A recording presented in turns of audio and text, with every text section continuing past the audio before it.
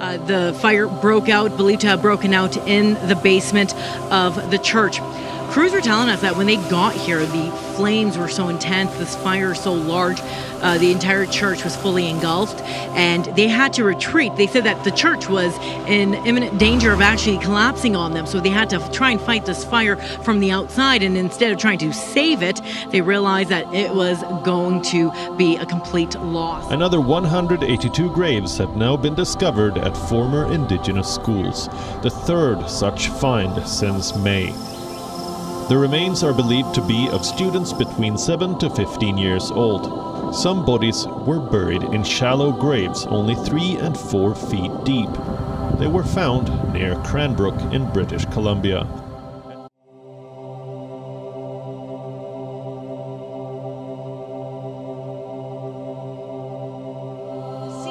St. Mary's Catholic Church in Boyle Heights, a historic sanctuary dating back 124 years. The suspect setting its rooftop cross on fire last night. Thankfully, the flames didn't spread. The fire, a small part of what would be 90 minutes of bizarre behavior. The man wearing only underwear and a single sock, a mask underneath his chin, jumping from roof to roof, at times dangling dangerously from wires, mumbling unintelligibly, something in his mouth.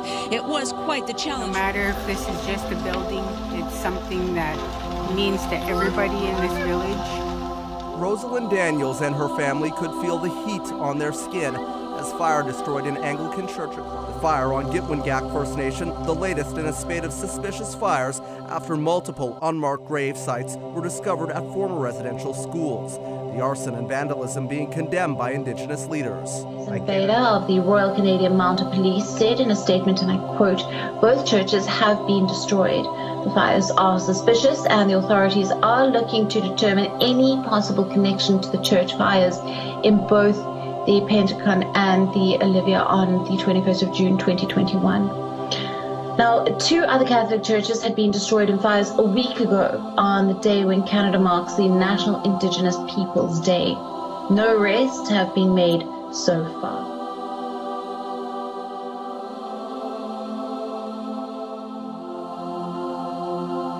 The Vatican had refused to apologize. It is facing a violent backlash. 2 Catholic churches were set ablaze in Canada on Wednesday. In recent days, as many as 8 churches have been either destroyed or damaged in suspicious fires. Last week, a statue of Pope John Paul II was defaced outside a church. Red paint was smeared across the base of the statue.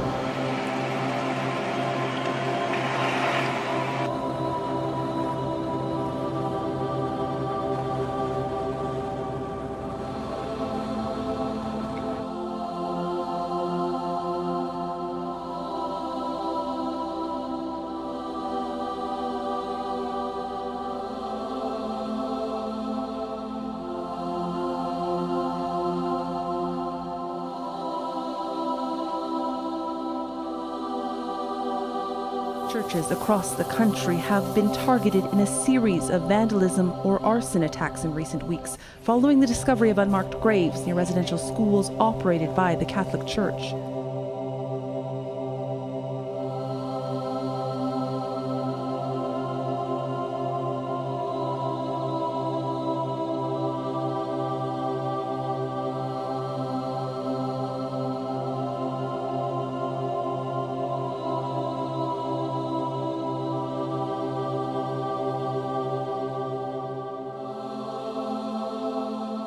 ABC's Zachary Quiche. Tonight, a community rattled. 3 church fires in just 10 days, all in the same Louisiana parish.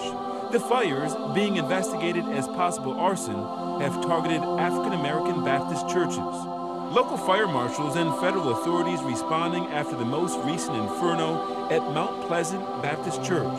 The flames tearing through the 100-year-old house of worship.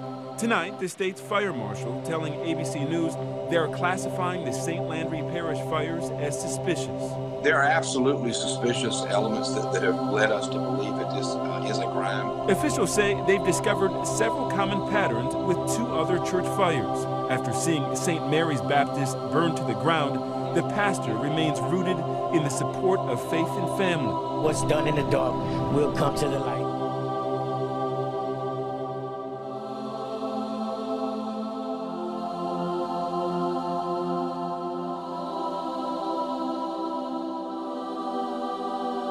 Weekend and last week at several Catholic churches in Indigenous areas are being treated as suspicious as calls grow for a comprehensive investigation into any site which could hold unmarked graves.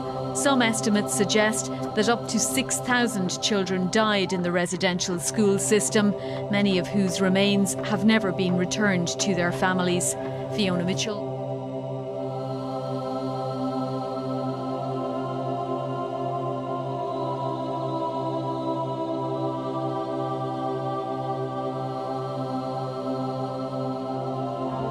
And tonight the ministry continues, but with heavy hearts.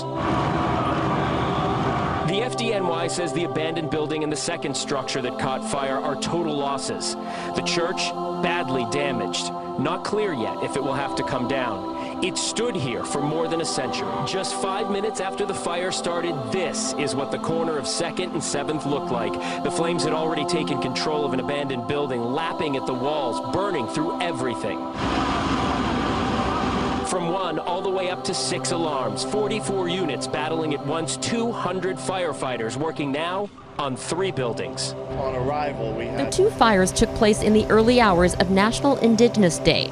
No one is saying there's a connection yet, but leaders say it's time for reconciliation to be expedited, feeling that the anger has gone beyond the boiling point. Robin Gill, Global News, Vancouver.